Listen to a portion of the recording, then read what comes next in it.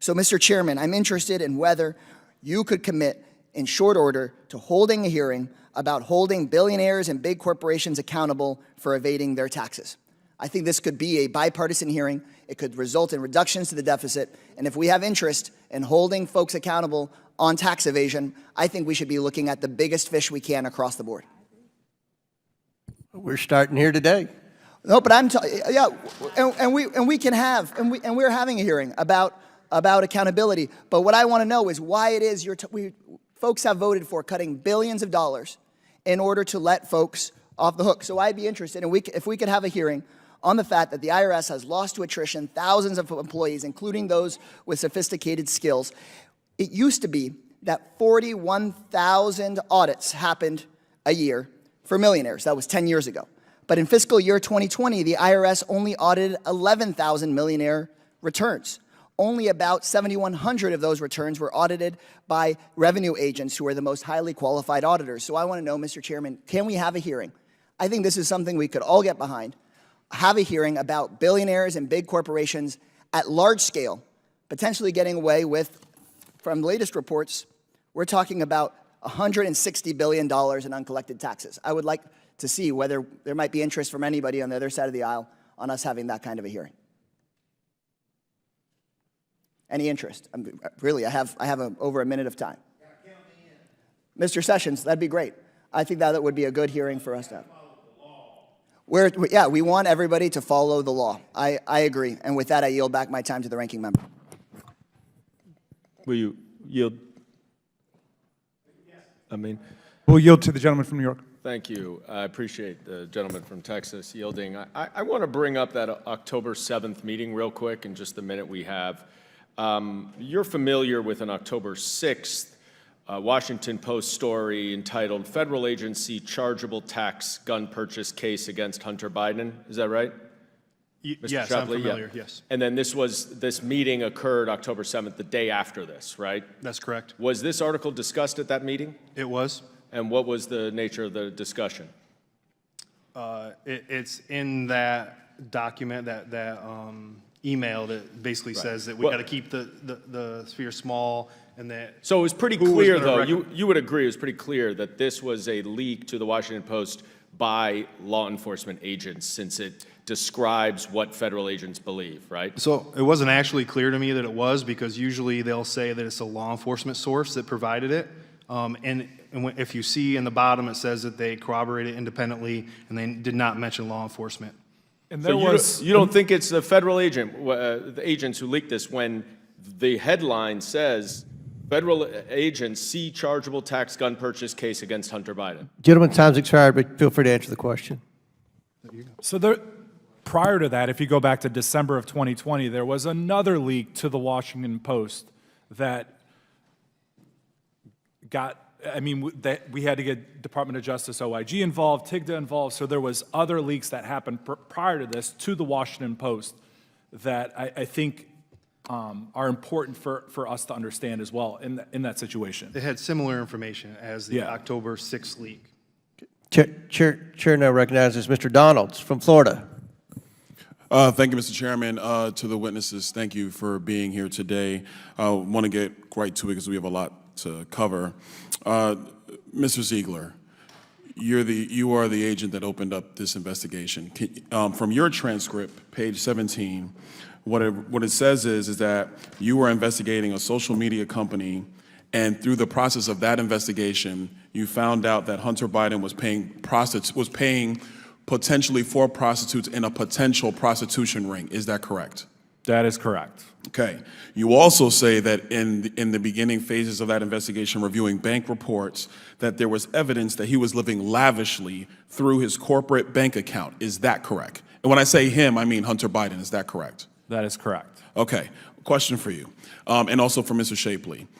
Is it a clear line of potential investigation if somebody is charging up massive living expenses through a corporate account and not doing that through their own personal accounts and not accounting for that properly on their income tax returns? Is that the basis of a criminal investigation? Generally speaking, that would definitely be factors that would spur a criminal investigation, yes. Okay. Let me ask you this question. Let me answer this question real quick.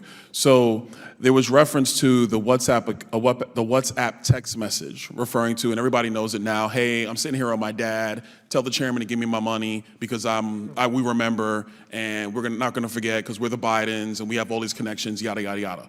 We all know that text message now.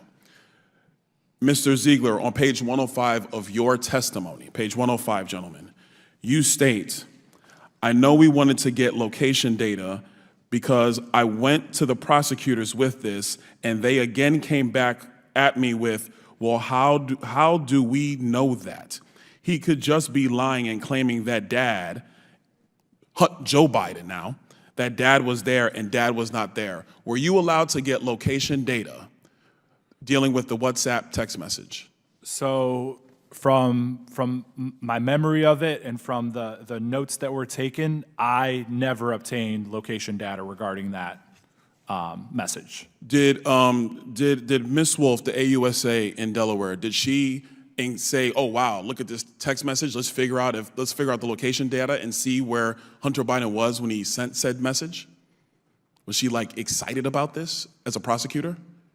So, I mean, when I asked her about the location data, in her response right here, it was her responding with, well, how do we know that? It wasn't yeah, let's try and figure that out. It was like, well, how do we know that? Well, did she read the text message? Because if I read that text message as a prosecutor, I'm saying, wait a minute, dad is sitting next to him and dad happens to be the now president, then vice president of the United States. Shouldn't we find out where Hunter was when he sent said text message? I mean, I'm not a prosecutor, I'm a finance guy, but that just seems like common sense to me. Yeah, and I think with the previous email that was referenced, 10 held by H for the big guy, now that you have those two things kind of correlating with each other, as a normal process or procedure that we would go through, you would want to figure out, is that information truthful in that WhatsApp message? I totally agree with you, Mr. Ziegler, which is why I think it is the view of members on this committee, and frankly a lot of Americans at this point, that there are elements at the Department of Justice who did not want this information out, who did not want to go down the line of actually going through the evidence gathering process to see the depths to which this international pay-for-play scheme that was actually happening around Joe Biden, going through Hunter Biden, and all the money that the Biden family was occurring. That's not a question for you, that's just a statement from me. Last question, through your investigation, how much money did you uncover was coming from Ukraine, Romania, and China? If you hold on one second, let me reference the 17.3 million approximately. Okay, so 17.3 million through your investigation, and you and Mr. Shapley, you are the guys that investigate criminal tax evasion on an international scale, is that correct? That is correct. Okay, question for the chairman. Mr. Chairman, through the investigation of the Oversight Committee, about how much money have we seen come from Ukraine, Romania, and China? Over 10 million. Okay, so we have two separate investigations. One done by the investigative branch of the IRS that is charged with doing these types of investigations. These are the people you want doing them. And an independent investigation by the Oversight Committee. And we're coming up with the same amount of money, give or take a couple million, going through the same person in Hunter Biden. And his investigation is slow-walked. And we're supposed to sit here and think that Joe Biden knows nothing?